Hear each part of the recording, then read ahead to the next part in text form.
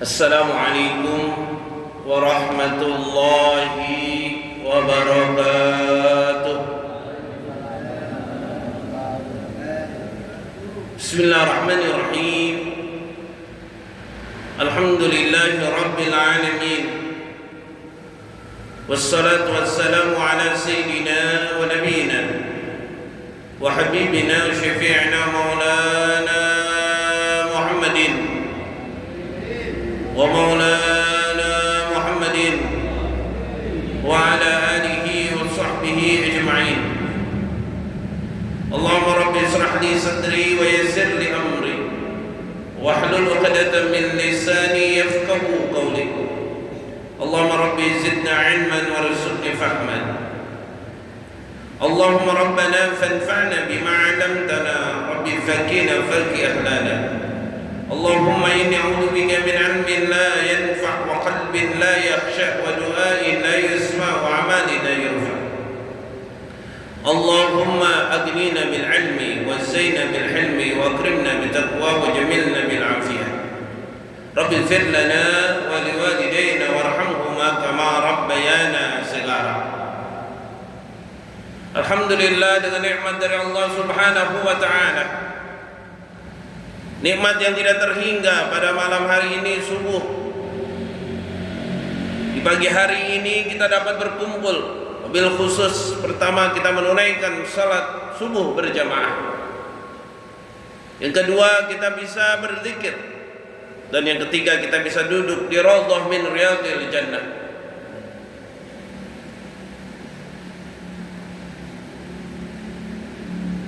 Sahabat bertanya kepada Rasulullah sallallahu alaihi wasallam, "Ya Rasulullah, apa itu raudhah min riyadil jannah, taman daripada taman surga?" Maka Rasulullah sallallahu alaihi wasallam menjawab bahwasanya taman surga di dunia itu adalah ketika ada satu kaum, satu kelompok, satu majlis mengagungkan nama Allah Subhanahu wa taala, menyebut nama Allah Subhanahu wa taala, lalu mempelajari agama Allah, agama Islam, mempelajari hadis Nabi besar Muhammad sallallahu alaihi wasallam, sunnah-sunnah baginda Nabi besar Muhammad sallallahu alaihi wasallam, maka itulah taman surga. Di dalamnya akan turun nazalat sakinah, di dalamnya akan turun ketenangan. Tidak hanya ketenangan, akan tetapi darajat. Tidak hanya derajat, tapi keberkahan. Tidak hanya keberkahan, tetapi juga rahmat Allah Subhanahu wa ta'ala. Kalau kita pengen sakinah, kita pengen rahmat, kita pengen barokah, maka hadirilah majlis-majlis yang di dalamnya mengagungkan nama Allah Subhanahu wa ta'ala, yang di dalamnya menyebut-nyebut nama Allah, mempelajari Al-Quran, mempelajari hadis Nabi besar Muhammad sallallahu alaihi wasallam. Salawat serta salam marilah kita selalu sanjungkan kepada Rasulullah sallallahu alaihi wasallam, nabiyuna wa habibuna syafi'una maulana Muhammad sallallahu alaihi wasallam. Ya Rasulullah, salamun alaik ya rafi'a syani wa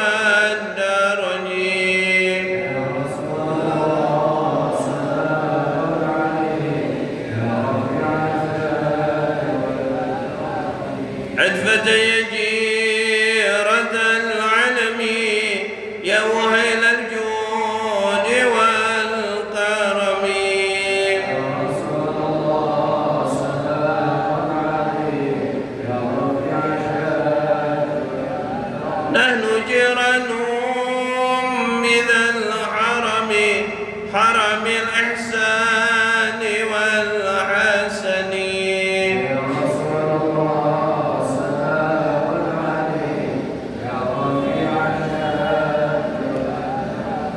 نحن من قوم به سكنوا وبه من خوفهم آمنون. يا رسول الله سلام عليك يا رفيع الشان. وبآيات القرآن علو فاجعل فينا خلق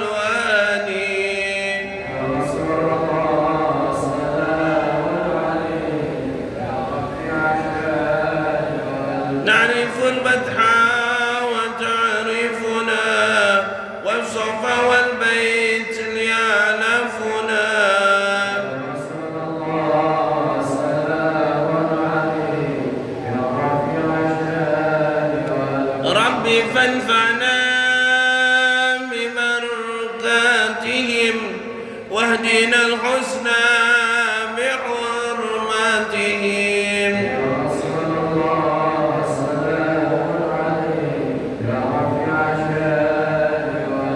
رب فانفعنا ببركاتهم واهدنا الحسنى بحرمتهم.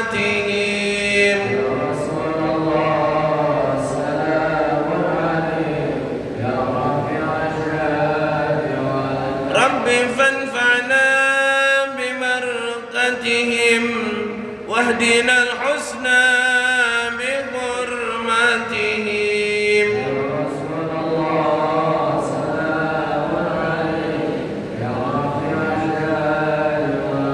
وأمتنا في طريقتهم ومعافاة من الفتن.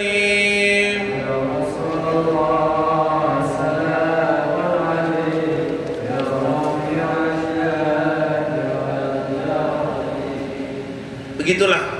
Allahumma salli ala sayyidina Muhammadin wa ala ali sayyidina Muhammad. Rasulullah sallallahu alaihi wasallam kita sebut, kita panggil. Rasulullah sallallahu alaihi wasallam lah pemberi syafaat kita dari dunia sampai akhirat. Bahkan ketika di yaumil qiyamah, hamba-hamba Allah subhanahu wa ta'ala ketakutan. Hamba-hamba Allah subhanahu wa ta'ala di yaumil qiyamah dikumpulkan oleh Allah di padang mahsyar, padang yang luas, dalam keadaan kita telanjang, semuanya serba ketakutan. Tidak ada teman yang mengenali temannya, tidak ada seorang ibu yang mengenali anaknya, tidak ada seorang anak yang mengenali ibunya, tidak ada seorang yang mengenali bapaknya, tidak ada seorang yang mengenali teman, sahabat, kerabat, keluarganya. Masing-masing bertanggung jawab atas amalun soleh mereka. Mereka ketakutan, rasa takut yang luar biasa. Kalau kita bayangkan ada satu penjara, di dalam penjara tersebut dimasuki oleh 2 ekor macan, 2 ekor harimau, 2 ekor ular, 2 ekor gajah. Dalam penjara tersebut, binatang-binatang yang tadi dimasukkan belum pernah dikasih makan selama 1 bulan. Lalu kita berdiri di depan penjara tersebut. Ketika berdiri kita di dalam depan penjara tersebut, sang penjaga penjara berkata, sebentar lagi kamu akan dimasukkan ke dalam penjara yang ada 2 ekor ular, ada 2 ekor harimau, ada 2 ekor gajah yang belum pernah dikasih makan selama sebulan. Mereka kelaparan. Kamu tunggu beberapa menit lagi, kamu akan dimasukkan ke tempat tersebut. Sebelum dimasukkan ke tempat tersebut, kita ketakutan. Pasti kita takut kita bakal dicabik-cabik, bakal dimakan oleh binatang-binatang tersebut. Rasa takut yang luar biasa. Pasti kita akan berkata, pasti saya mati di dalam. Ketakutan yang kita akan dimasukkan penjara oleh ada harimau, ada binatang tersebut yang siap menerkam, memakan kita, memangsa kita. Nanti di yaumil qiyamah di padang mahsyar, jutaan rasa takut lebih daripada yang tadi saya ceritakan. Jutaan rasa takut yang kita seakan-akan mau dimakan oleh harimau, akan dimakan oleh macan, akan dimakan oleh ular.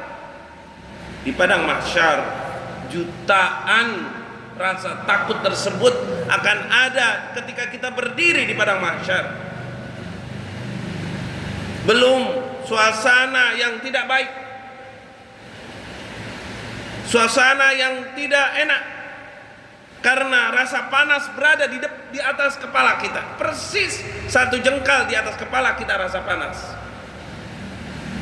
tanpa kita memakai baju, tanpa kita memakai apa-apa.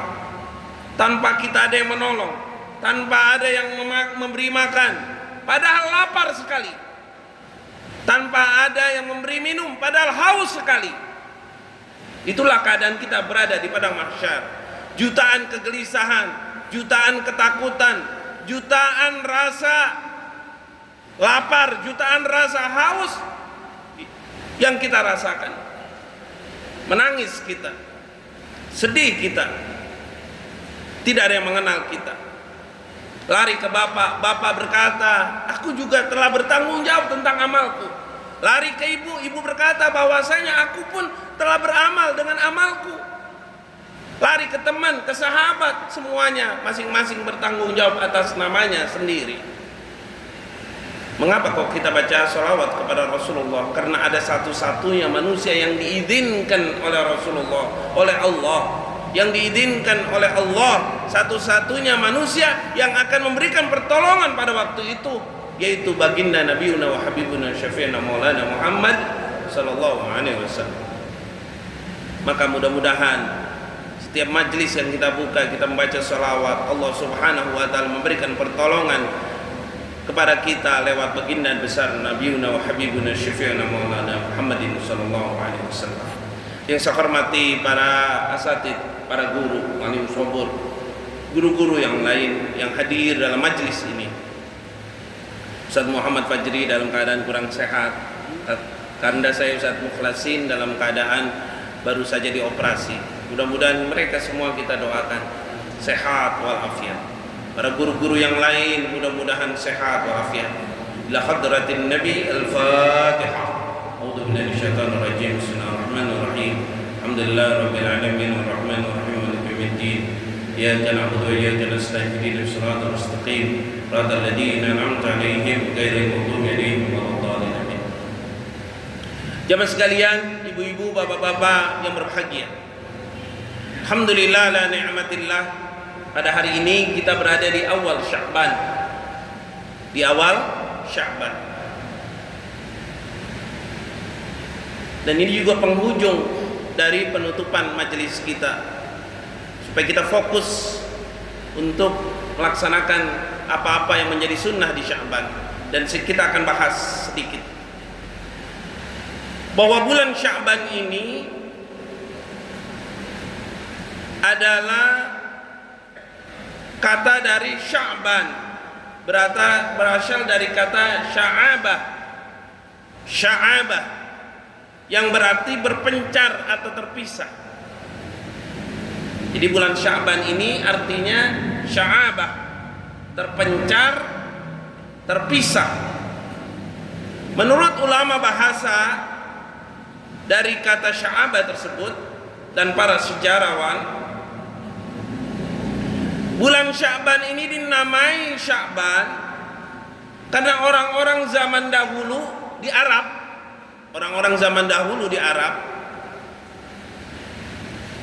setelah bulan Rajab, mereka di bulan Sya'ban berpencar mencari rezeki Allah karena akan menghadapi bulan Ramadan. Supaya Ramadan mereka nggak nyari rezeki lagi gitu, menyiapkan makanan, minuman, susu, roti, mengumpulkannya di gudang-gudang makanan mereka di bulan Sya'ban.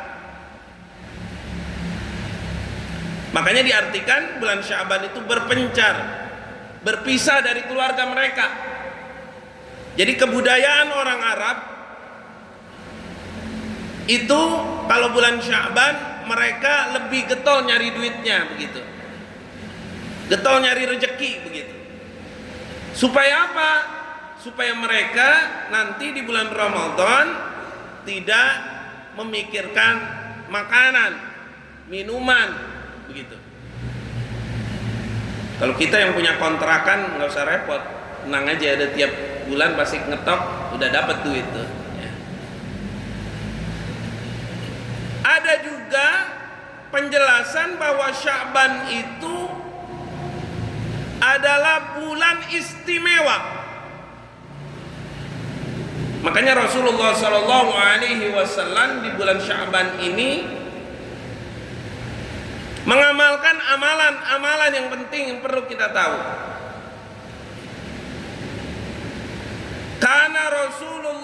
sallallahu alaihi wasallam yasumu hatta naqula la yuftiru wa yuftiru hatta naqula la yasumu.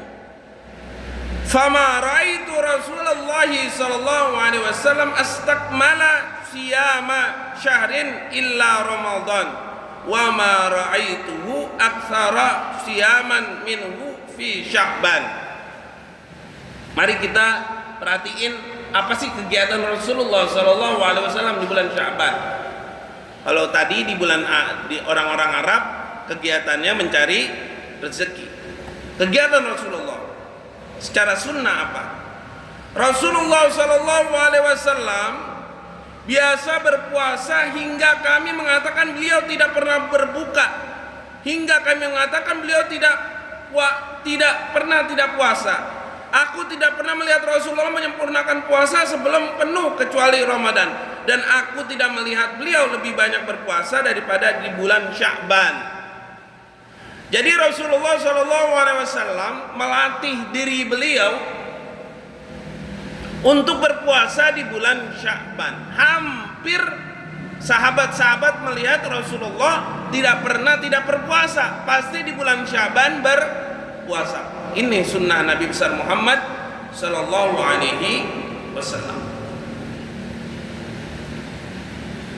Kita pun harusnya kayak begitu.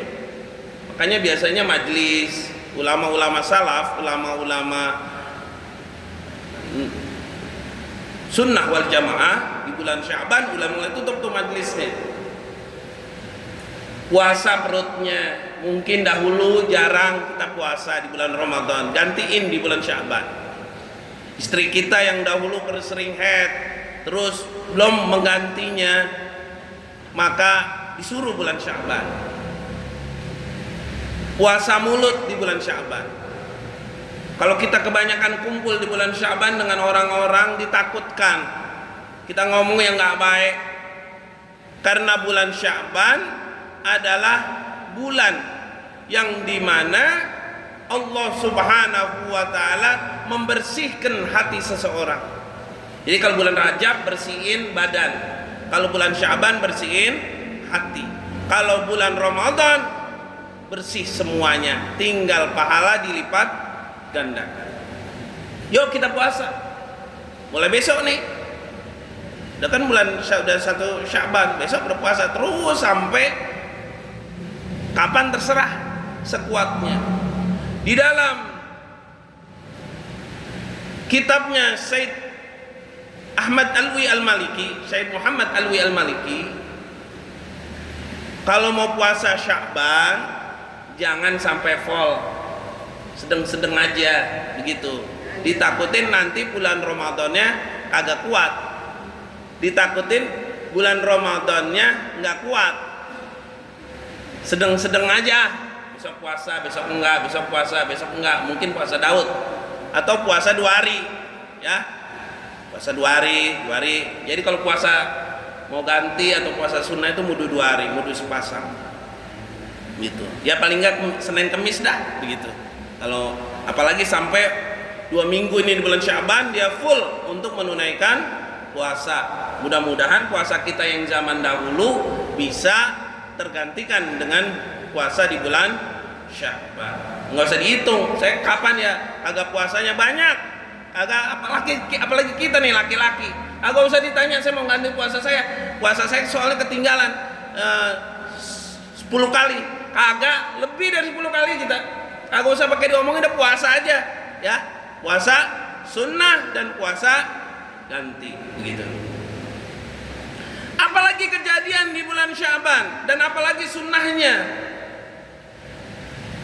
Yang pertama tadi Rasulullah SAW keseringan puasa. Ya.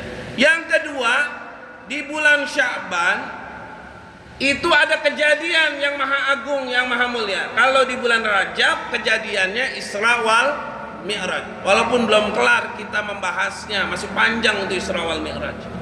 Ada kejadian di neraka, ada kejadian di surga, ada kejadian Nabi bertemu dengan malaikat, berdialog dan lain sebagainya. Masih panjang, kapan-kapan kita terusin. Sekarang kena bulannya Sya'ban. Apa kejadian di bulan Sya'ban yang agung yang mulia? Kejadian di bulan Sya'ban berpindahnya arah kiblat dari Baitul Maqdis di Palestina menuju Ka'bah. Kalau di Baitul Maqdis, Rasulullah SAW setelah menerima wahyu untuk sholat, Rasulullah menghadap Baitul Maqdis, Masjidil Aqsa. Itu diperkirakan 16 bulan tuh Rasulullah menghadap situ tuh. Dari Mekah, Rasulullah kan tinggalnya di Mekah tuh, awal sebelum berhijrah. Sampailah Rasulullah SAW sholat, karena telah ditugaskan sholat waktu Isra wal Mi'raj. Nah, Rasulullah 16 bulan itu menghadap arahnya Palestina, kiblat, mengarah kiblatnya Palestina di Baitul Maqdis, Masjidil Aqsa sekarang, yang sedang direbut oleh kaum Israel. 16 bulan Rasulullah SAW menghadap sana. Lalu ketika lagi sholat, Rasulullah SAW diturunkan wahyu, fawalli wajhaka syatral masjidil haram, maka palingkan wajahmu, arahmu ke Masjidil Haram, yaitu di Ka'bah. Langsung muter. Jadi tadinya Rasulullah menghadap sana, terus jadi keputer, langsung muter. Jadi berubahnya bukan pakai rapat, bukan pakai pleno begitu, bukan pakai musyawarah, enggak. Atau Rasulullah lagi nyantai di rumah, enggak.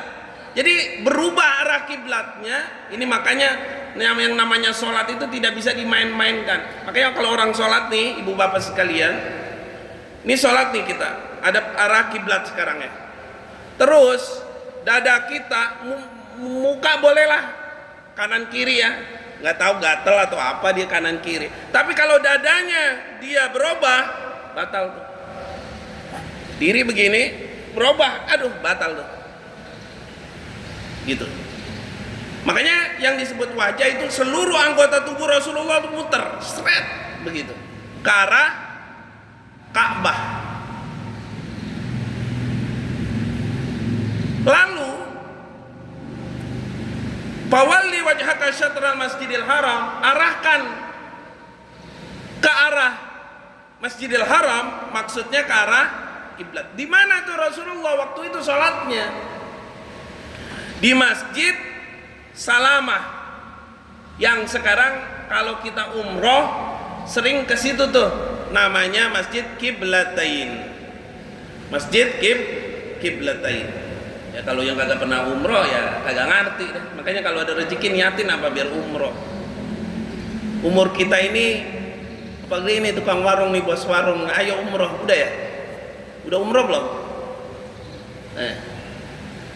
Kita ini Pak, makin hari makin lemah, betul nggak?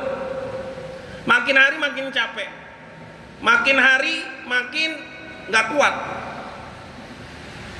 Nggak kuat ini kita makin hari. Rezeki yang Allah Subhanahu wa Ta'ala beri makin hari makin berkurang. Dulu waktu umur 20 tahun, 25 tahun sampai 30 tahajud bisa kita laksanakan mungkin 20 rakaat. Dulu. Sekarang umur kita segini nih, baru menghayal, enak kali kalau tahajudnya banyak. Nggak bisa, kuatnya cuma 2. Kenapa? Karena nggak dimanfaatkan di waktu mudanya untuk ibadah. Enak kali ya jalan-jalan. Nih, kita pengen jalan-jalan ke sini, jalan-jalan ke situ. Dianterin sama anak kita jalan-jalan. Pas dianterin jalan-jalan nggak enak juga. Udah tua mau ngapain? Coba kalau masih muda jalan-jalannya, pergi ke sana, pergi ke sini, silaturahim ke sana, silaturahim ke sini. Sekarang kita umur udah tua, terbatas. Mau silaturahim ke sana, mau silaturahim ke sini, agak susah, agak sulit. Karena udah umur. Saya nih 100 tahun yang akan datang, belum tentu saya dikenal sama anak cucu saya. Apalagi bapak-bapak. 100 tahun yang akan datang, kita nggak tahu mobil kita dipakai siapa. Rumah kita ditempatin siapa? Pakaian kita di mana? Kita nggak tahu. Teman kita siapa? Kita udah hilang semuanya. Udah dilupain kita sama dunia. Oh si Anu tuh dulu yang punya warung, oh punya jadi pedagang, jadi pejabat, lupa. Presiden Soeharto aja yang 32 tahun itu dia menjabat, udah dilupain sama rakyatnya. 32 tahun dia kita dengar di TV, dia ngatur negara, udah dilupain loh.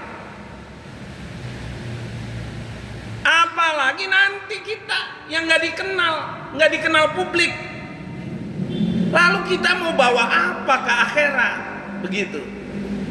Kalau bukan dari sekarang kita giat, pengajian di mana aja datang.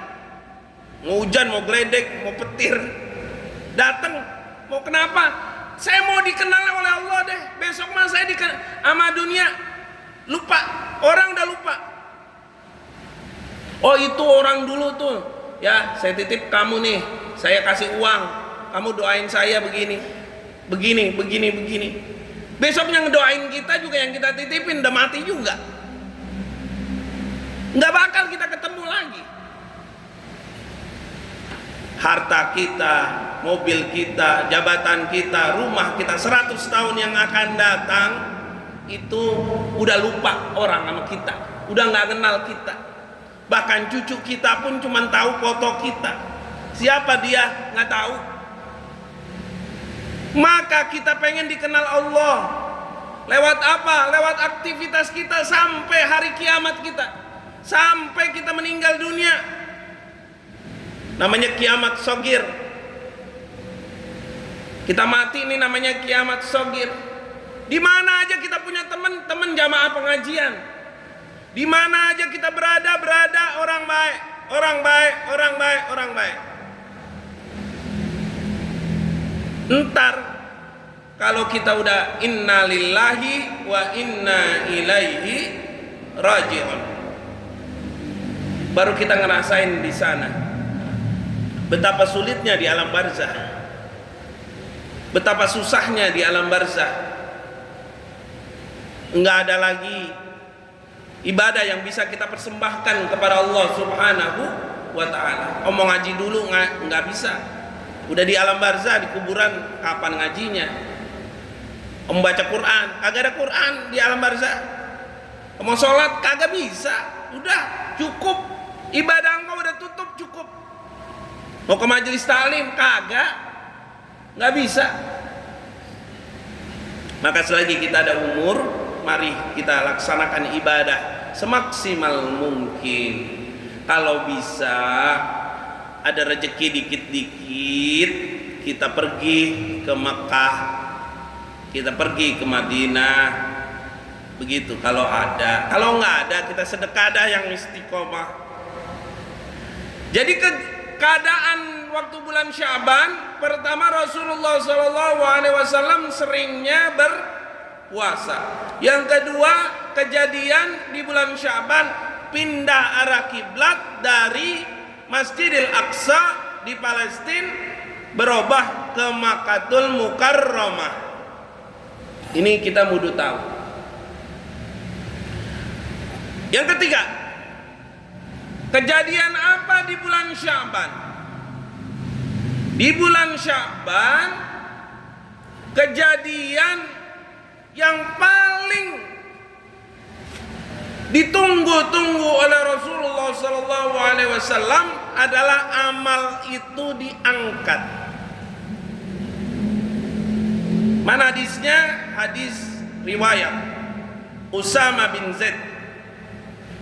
Dzalika syahrun yaf'ulun nas anhu baina Rajabin wa Ramadan wa huwa syahrun turfa'u fihi al-a'malu ila rabbil alamin fa uhibbu ay yurfa'a amali wa ana shaimun. Itu adalah bulan yang sering dilalaikan manusia. Ini bulan Sya'ban sering dilalaikan manusia antara Rajab dan Ramadan, yaitu bulan Sya'ban. Pada bulan itu amal-amal diangkat oleh Allah Subhanahu wa ta'ala. Dan aku senang amalanku diangkat dalam keadaan berpuasa. Alhamdulillah.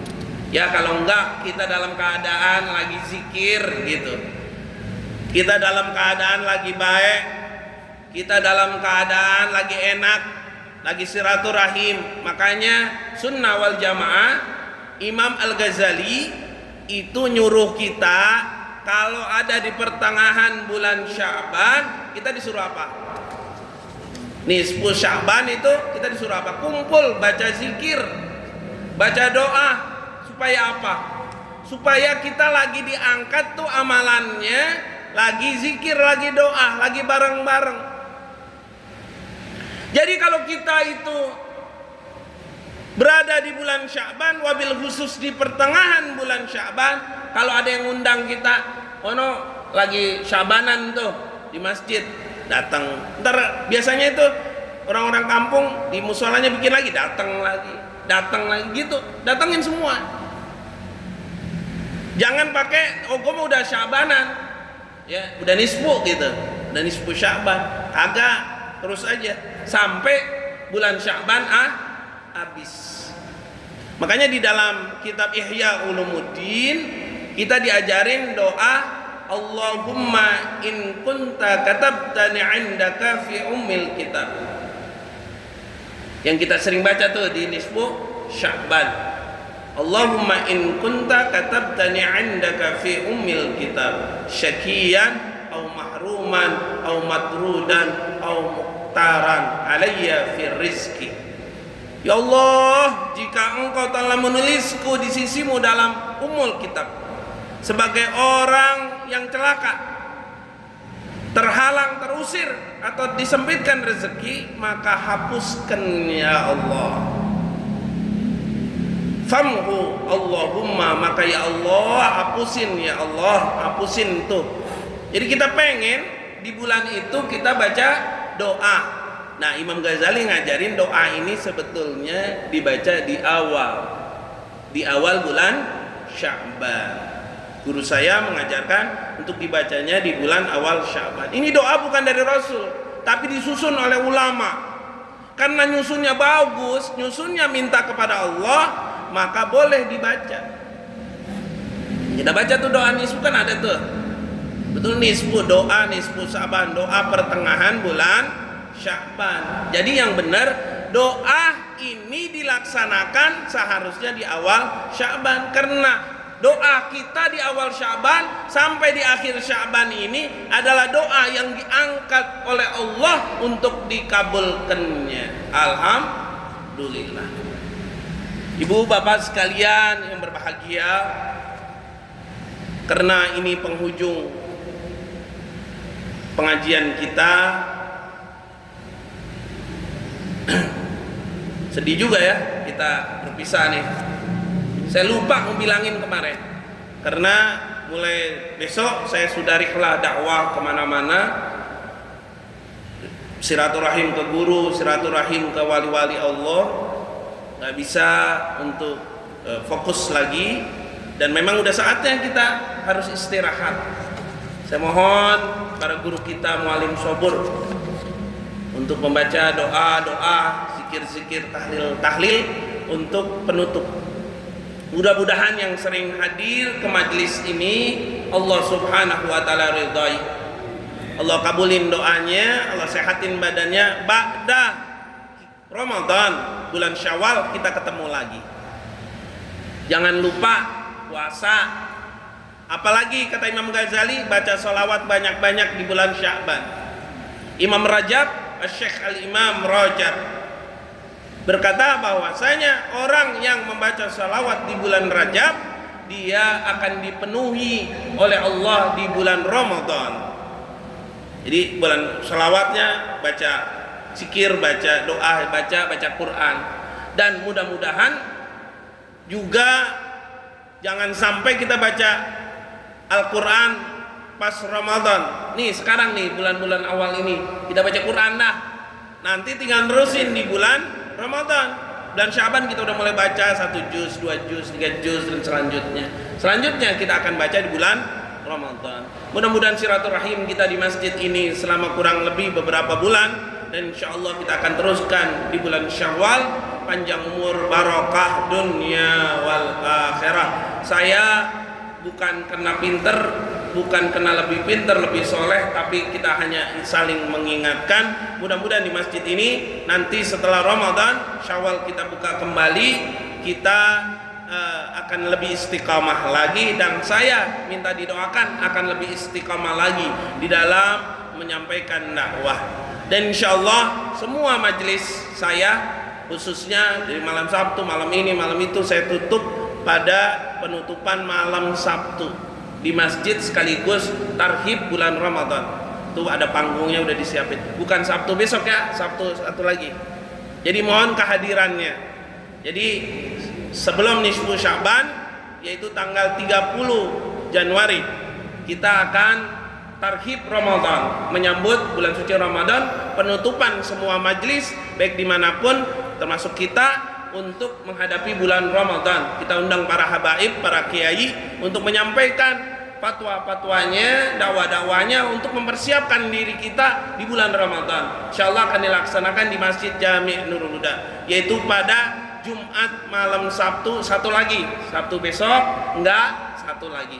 Tanggal 30. Mudah-mudahan acaranya lancar, sekaligus santunan 500 anak yatim duafa dan para santri. Insyaallah barokah fid dunya wal akhirah. Pada guru kita kami persilakan untuk menutup tahlil dan zikir sebagai penutup dari majelis kita setiap subuh Rabu ini. Insyaallah guru-guru kita, mohon maaf pada guru-guru, para mualim untuk bisa memaafkan saya, bapak-bapak, ibu-ibu juga bisa memaafkan saya, dan saya doakan semuanya mudah-mudahan panjang umur barokah. Pada guru kita kami persilakan.